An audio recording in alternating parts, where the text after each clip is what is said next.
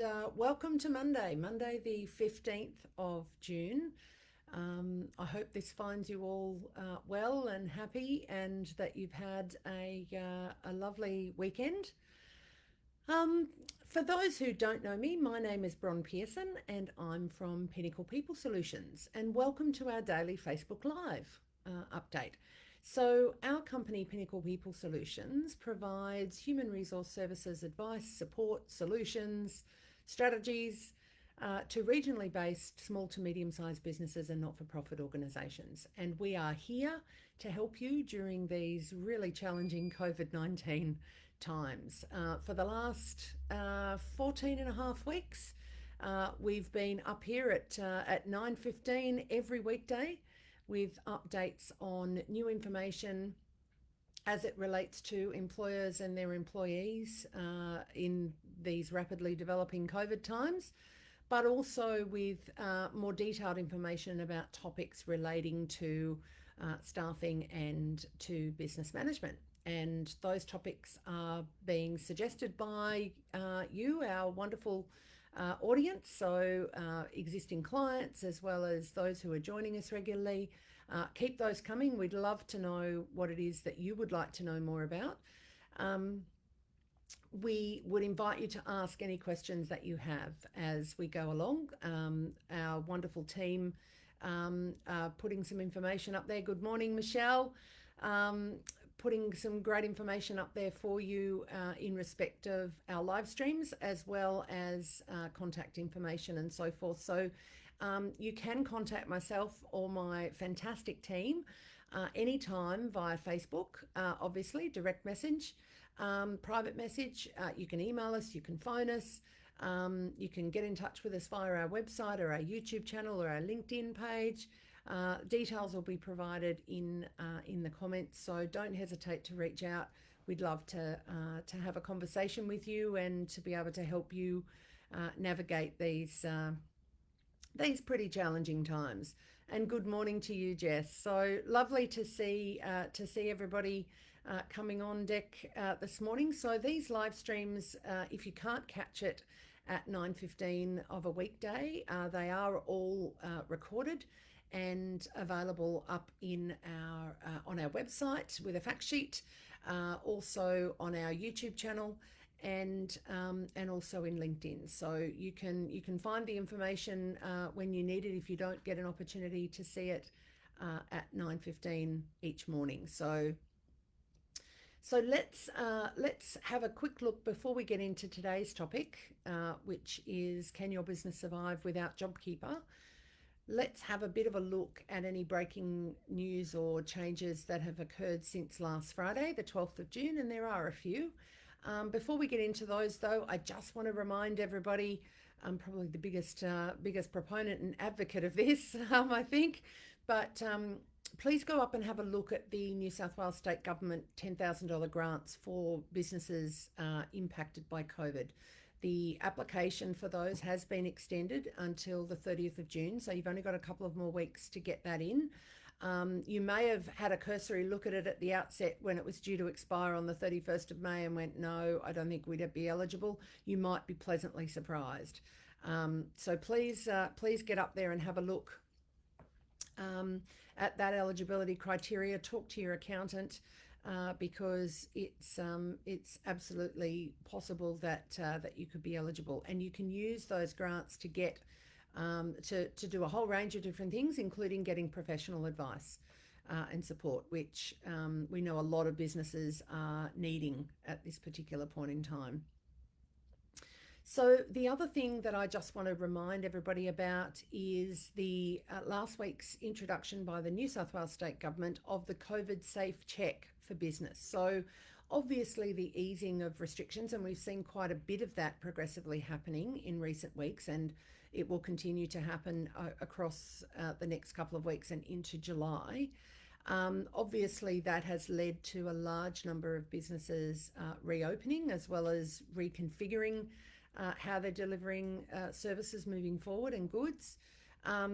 And as each and every one of us do who have businesses, we really should have a COVID safe plan in place in order to meet our health and safety obligations and our COVID requirements for businesses trading in this time. So the New South Wales government last week launched an online COVID safe check. And also a safety plan template. It's really good. It's very straightforward to use. It comes with industry-specific guidelines and material that can be downloaded.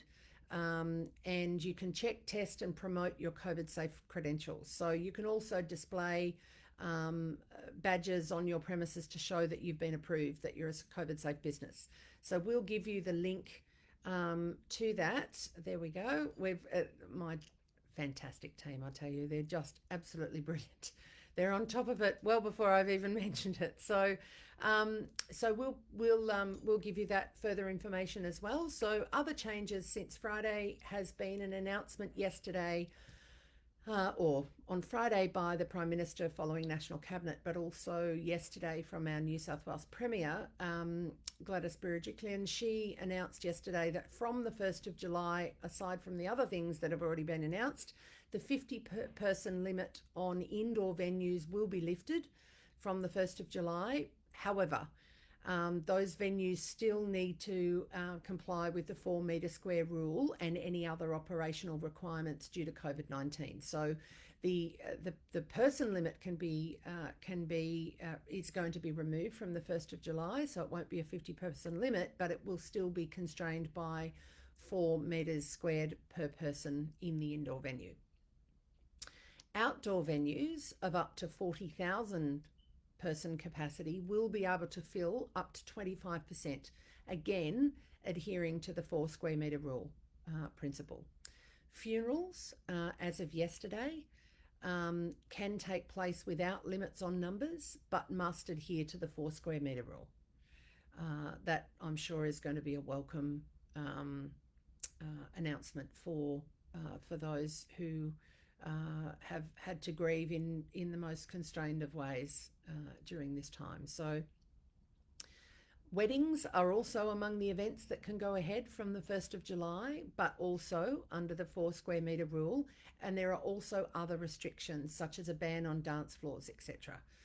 So look into the greater detail of that on Service New South Wales website. So just to know what the arrangements are for weddings moving forward.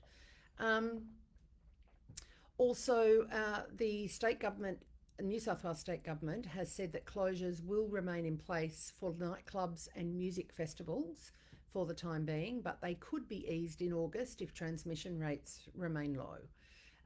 Obviously, this past weekend, we've seen community centres, markets, tattoos, massage parlours, indoor and outdoor swimming pools, betting agencies and holiday homes were also permitted to open from this past weekend with the appropriate restrictions in place. So, and obviously we saw gyms have a very welcome return to premises on Saturday as well, as a range of other restrictions being lifted for pubs, clubs and cafes, etc. The other thing that we have heard this morning in this morning's sort of news, and we'll get more information unfolding on this today, no doubt, and we'll be able to give you an update, if not tomorrow morning, on Wednesday morning, about what these things are the more detail of these things. But we do know that the Prime Minister intends today to outline 15 major projects which will be given fast-tracked approvals. And he's apparently going to be outlining that at his address to the National Press Club today. And he's also foreshadowed that under new target, Commonwealth approval times will be cut in half, is the intention. And that includes a priority list of 15 major projects, as I said, to be fast-tracked under an agreement by the Commonwealth states and territories to speed up the approval process. The federal government will also apparently put an extra $1.5 billion towards smaller infrastructure projects. So we're really keen and interested to hear more about that today. Certainly one of the things that will impact regional New South Wales is the prioritisation of the Inland Rail project and the Narrabri to North Star section of the Inland Rail for our region here in the Northern Inland is gearing up to get underway in July, and it's great to see that that's going to continue to be a prioritised project. So we also have since Friday an update from the National Cabinet, and we've seen some of the realities of this explained by our New South Wales Premier yesterday in terms of how this is going to apply in New South Wales. But the National Cabinet last Friday agreed to ditch the 100-person cap on gatherings set out in step 3 of the 3-step plan that most states and territories are due to move to next month. Instead, indoor gatherings, and this includes weddings, funerals, and places of worship, will now be limited by the 4 square metre rule, which means every person must have 4 square metres of space. Outdoor gatherings at spaces like stadiums that have less than 40,000 seats will be able to take place, but only at 25% capacity. And as I said, again, we've already previewed what the New South Wales State Premier had in place for New South Wales yesterday, and this is following on from the National Cabinet determinations from last Friday. So music festivals may also be back on the cards, but the new rules stipulate that any outdoor event must be seated and ticketed to ensure social distancing. The nightclub situation, though, is still not up for opening, and the Prime Minister's made it clear that they'll be shut for a while longer. And obviously, as I mentioned earlier, the New South Wales Premier has said that might be revisited in August, but certainly not before then. South Australia has announced that its borders will reopen on the 20th of July, and Queensland has flagged that it will consider borders when it moves to stage 3 of its roadmap on the 10th of July. And the Prime Minister did say that the only jurisdiction he thought would not move to reopen borders next month was Western Australia. So there is a hope that the rest of the country's borders between states and territories will be fully open next month, but we'll wait and see. Now also that the National Cabinet has replaced COAG, the Council of Australian Governments, I think it is. It's Monday morning, I'm a bit fuzzy. A number of subcommittees will be established encompassing rural and regional Australia, which is very good to hear. Skills, infrastructure, transport, population and migration, energy and health, all of which will have a specific focus on progressing a very rapid jobs agenda. So watch this space. So let's move on to today's topic. A bit of a straightforward question, this one, although it's got curly bits all over it, but a very upfront question. Can your business survive without JobKeeper? And these are conversations that we are having multiples of every workday at the moment with businesses. And so I just want to take you through some things that are intended to give you a bit of an insight for your own business as to what the answer to that question might be for your business. Now, of course, this assumes that you're JobKeeper eligible. You may not have been at the outset of JobKeeper, but you may be between now and when JobKeeper finishes on the 27th of September. So make sure that each and every month, even if you weren't eligible to begin with, that you keep checking your eligibility, because it's quite possible that you will become eligible during the course of the JobKeeper subsidy, which is due to finish on the 27th of September. So the first question, I guess, based on all of the conversations we've had to this point in time about JobKeeper and business survival beyond this wage subsidy program, is, are you complying with the requirements for JobKeeper? That's the first and fundamental question. And the second question associated with that is, do you know if you are complying with the requirements for JobKeeper? We've had a lot of businesses that have come and sought assistance who, quite understandably, because this whole thing, or anything to do with the employment obligations that employers have to meet, is a minefield. And JobKeeper is no different. The devil is well and truly in the detail, and it can be very difficult to know what the compliance obligations are, and if to be certain that you're complying with them. So are you complying with the requirements for JobKeeper, and do you know if you're compliant. What we do know over the weekend is that the ATO Deputy Commissioner has said that the ATO itself has received nearly 3,400 tip-offs about JobKeeper as at the 31st of May. And that's mostly from employees who believe they're not being paid correctly. And the ATO has confirmed that the majority of the issues that are being raised with them are centred around employee eligibility and payment issues between employers and employees. And what the ATO has been very clear about is that they're taking all information referred to them seriously. They're protecting complainants' identities in accordance with the law requiring whistleblower protection. And they're referring matters as appropriate to the Fair Work Ombudsman as well. And of course, we've seen a 45% increase in complaints to the Fair Work Ombudsman compared April last year to April this year. So lots of activity happening around this, and you don't want to be a business that gets caught unawares. There are strict conditions for any businesses using JobKeeper, including the one in all in principle. That means that we must enrol all eligible staff, and we also must meet the rules around pay and conditions. The Fair Work Ombudsman has listed special pandemic provisions that allow businesses to direct employees to take annual leave, as long as the staff member will still have 10 days leave remaining in their annual leave balance. However, this doesn't apply to other sorts of leave, such as long service leave, although there have been temporary amendments made to the New South Wales Long Service Leave Act and others to allow for shorter periods of notice for employees to take long service leave, and also to be able to take it at in much smaller increments than has previously been permitted. We have also had it reaffirmed for businesses that are receiving JobKeeper or are eligible for JobKeeper, that employees in the JobKeeper scheme, so your staff that are covered by JobKeeper, must be paid their normal rate of pay while on leave, even if it's higher than $1,500 a fortnight.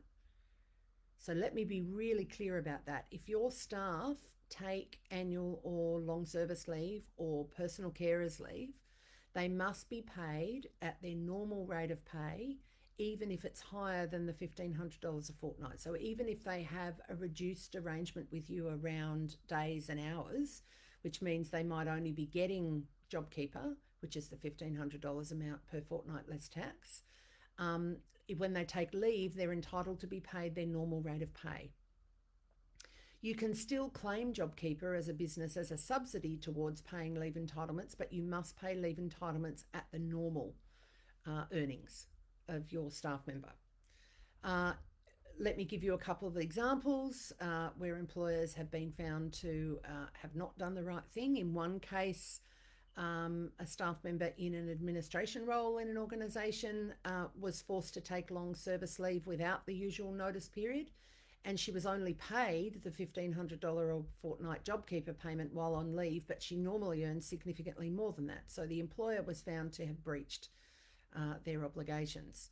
So you need to be incredibly careful about that you're clear about what you need to pay your staff when they're taking periods of leave.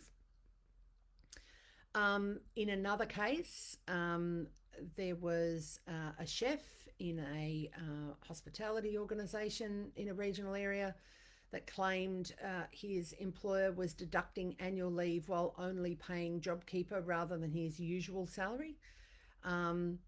And other employees of this business say that they've been directed to take leave even if it leaves them with a zero or negative leave balance. Now, one of the requirements for directing leave in JobKeeper is that the staff member needs to retain a 10-day minimum of annual leave to have that left after they've taken any directed leave. We've also got other instances. Unfortunately, it's not just a case of ignorance. We do have other situations where employers have been using people's fear of unemployment to impose permanent pay cuts of up to 40%, or moving people in permanent roles to fixed term or casual roles without paying redundancy obligations. So these are the kinds of things that businesses are doing, whether they are realising they're doing the wrong thing or whether they are simply ignorant. Doesn't matter as far as the law is concerned. They'll be in strife one way or the other. So talk to us if you're unsure. We have got other situations which I think is a bit difficult to sleet home to ignorance, where we've had some cases where employers have tried to pocket the difference between the low-paid workers' usual wages and JobKeeper. And we've had other situations where employers have told their staff that they'd have to work increased hours to get JobKeeper or make up the hours later, any of which is lawful. So if you are confused at all, or you just need to be reminded again, or what have you, have an obligation-free conversation with us about your JobKeeper obligations. You don't want to end up in strife simply because you made an inadvertent mistake.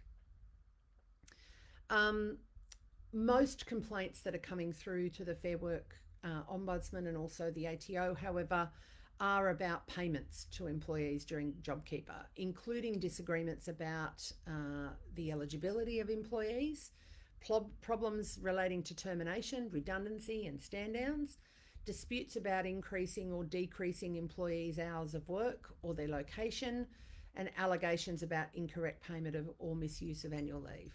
So these are the big ticket items that are getting a lot of traction at the moment. The Fair Work Ombudsman has said that their frontline team has been dealing with 1,000 customer inquiries a day about COVID-19 throughout May, mostly from employees, and that 8 out of 10 of those COVID-19 inquiries were about JobKeeper. So this is getting a lot of attention at the moment. And the Fair Work Ombudsman have been very clear that assisting with workplace issues created by coronavirus is currently their number one priority. They've diverted some resources internally. They've brought on new staff with additional funding to bolster their capacity to respond to needs and issues at the moment.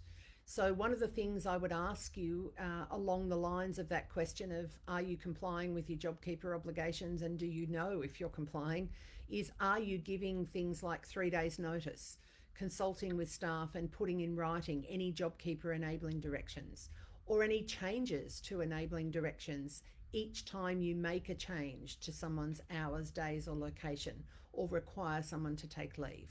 So are you meeting all of those obligations? Because if you're not, you're at risk. Your business is at risk, and you seriously do not want that situation to be the case. So talk to us if you've got any queries or concerns that you may not necessarily know if you're being compliant with your JobKeeper obligations or not. The other question I would ask those of you who are on JobKeeper or receiving JobKeeper, or employers who are eligible for JobKeeper, is, are you prepared for JobKeeper to cease early for your business, say from the 23rd of July after the program's reviewed? So in July, the wage subsidy program, JobKeeper program, will be reviewed. All of the associated changes, the temporary changes that have been made to the Fair Work Act, etc., all of that associated with JobKeeper will be reviewed in July. Now, we did have the situation last week of the Prime Minister announcing that staff members of childcare facilities would no longer be eligible for JobKeeper from, I think it's the 12th of July. And that, so JobKeeper was going to cease early for the childcare industry.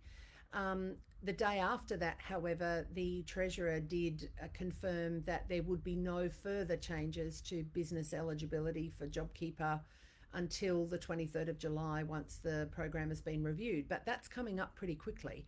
And it is important to know the answer to this question for your business. Are you prepared for JobKeeper to cease early for your business? Because there are very clear provisions in the JobKeeper legislation for the Treasurer to make any changes. And it's quite possible that we could start to see from next month some businesses not being eligible anymore, and potentially the program being extended for some industry sectors. What I would say to you is that if you're not sure about the answer to that question for your business, are you prepared for it to cease early? You need to have a clear workforce plan in place.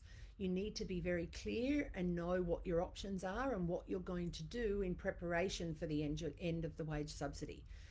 If you're not clear, you don't have a workplace plan, you're not quite sure what your options might be or what you would need to put in place to give effect to any options you might be thinking about, discuss them with us. Very happy to have a non-obligation free conversation with you about where you're at and where you could be and what your options would need to be. The other question that I would ask JobKeeper eligible employers is, can you afford to pay your staff their usual salaries post JobKeeper?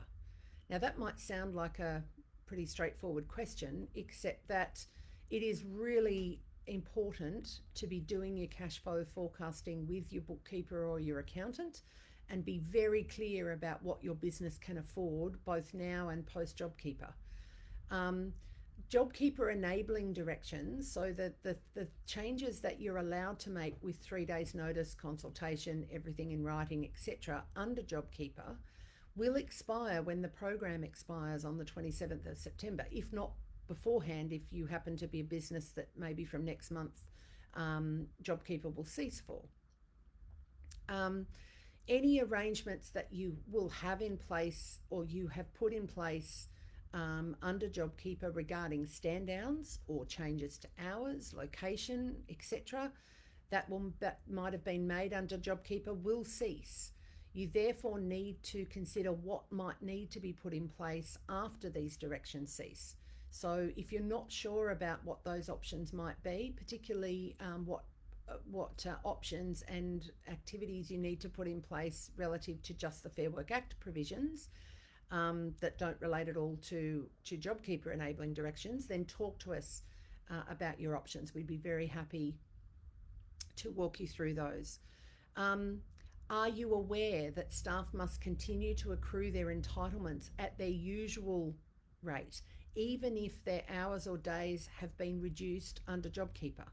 So are you aware of that you must continue to accrue entitlements for your staff at their normal salary rates, not their JobKeeper rate, if indeed you've reduced their days and hours to something less than what they would normally take home? This is not the case, however, if you've negotiated an agreement with your staff member or members under the Standard Fair Work Act provisions. So if you reach an agreement with your staff member to reduce days or hours that have absolutely nothing to do with JobKeeper, it's not a JobKeeper enabling direction, it's a normal agreement to temporarily or permanently reduce days or hours, then the accrual will only be at those changed days or hours for the period that change is in place, whether it's temporary or whether it's permanent. So there is a big difference between enabling directions under JobKeeper and the kinds of agreements that you can reach with your staff just under the Fair Work Act. Are you aware that even if your staff take annual leave on half pay, which is one of the provisions that was introduced under the JobKeeper enabling directions, that they still accrue their entitlements while they're on that leave at the full pay rate? So these are things that you need to make sure that you're across and that your bookkeeper and accountant are making sure is happening with you. So these are all of the sort of tricky elements, the less straightforward elements that exist around JobKeeper that you need to be incredibly aware of, because those entitlements are accruing at the normal rates for staff while they're on JobKeeper, which means that liability for you is continuing at that normal rate, and you're going to have that to pay out potentially if you may need to make staff redundant, or indeed you might want to have conversations with your staff outside of JobKeeper around permanent changes or temporary changes to days, hours, location, etc. One of the other questions I would ask in the context of can your business survive without JobKeeper is, what do you need to know to know if your business can survive past JobKeeper. So here are some of the things that will help you answer that question. These are the things you need to know to then make the determination as to whether or not your business can survive post JobKeeper. First of all, talk to your accountant or your bookkeeper and ensure you are absolutely clear about the cash flow forecasting for your business. You need to ask yourself, once you've established that, what staff can you keep? And these are questions and conversations quietly and confidentially that you need to be having now with some expertise. The other question, which is a difficult question, but a question you need to ask importantly, beyond what staff can you keep, is what staff do you want to keep? For your business to keep moving forward, you need to have a group of staff that have the right attributes and skills to take your business forward. So that question, what staff do you want to keep, need to keep, is an incredibly important one. What are your options to temporarily or permanently change your workforce quickly and effectively? We can talk you through those options and what you will need to do. Beware the potential pitfalls of moving from employees to independent contractors. That's one area that is being explored by a lot of businesses at the moment. What can they outsource? Can they ask staff to go from being employers to independent contractors? It's incredibly dicey territory. Doesn't mean you can't navigate it, just means that it's got horns all over it, and it's incredibly important to know what the rules and regulations are around what is a true independent contractor, as opposed to something that could look an awful lot like sham contracting and get you into hot water.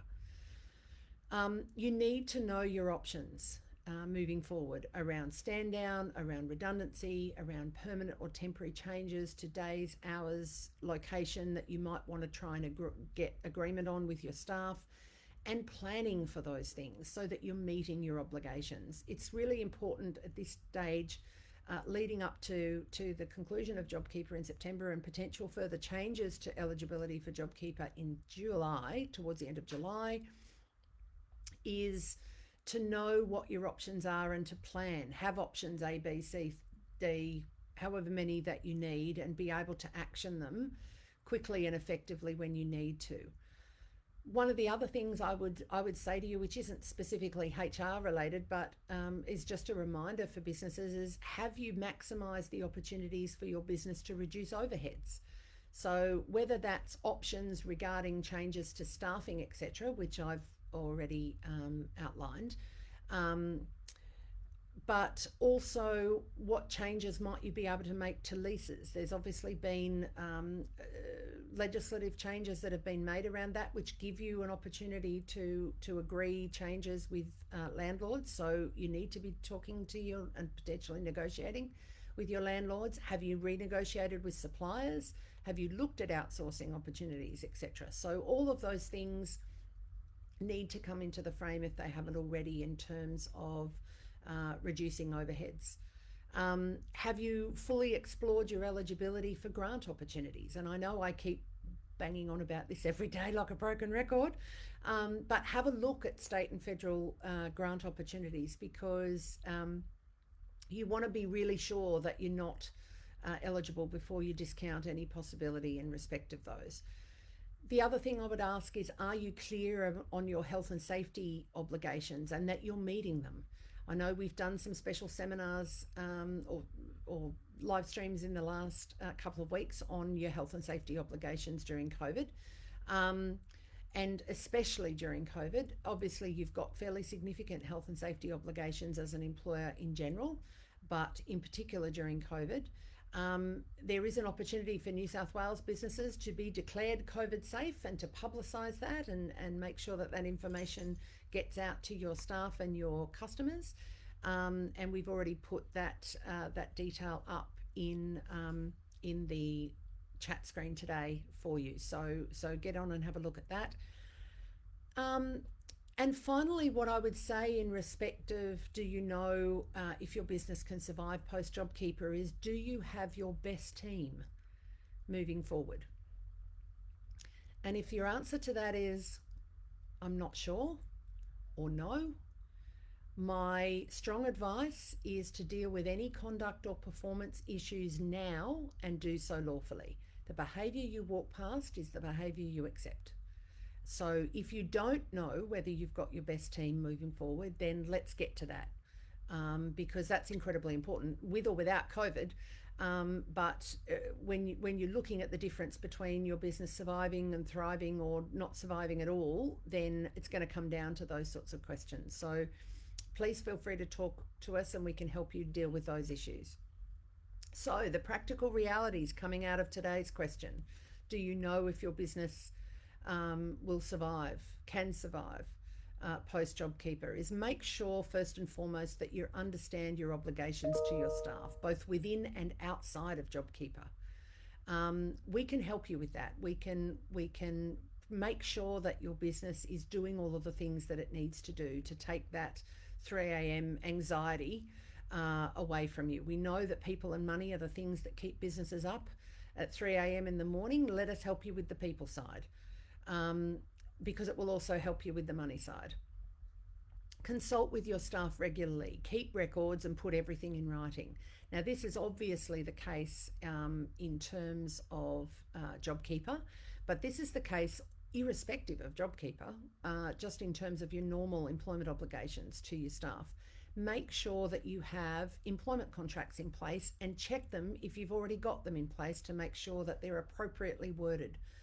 We've had a recent decision a couple of weeks ago, the casuals decision, which means that you should be reviewing all of your contracts now, particularly for casual staff, and making sure that they're appropriately worded so that you don't have risk exposure to double dipping for casuals that might subsequently be deemed to be permanent employees. Talk to us if you're unsure. Make sure that you have good relevant policy in place on performance, on conduct, on redundancy, on health and safety, on bullying and harassment, on social media, on drugs and alcohol, and a whole range of other elements. They're not war and peace policies. They might be 1 page or 2. They're easy to digest.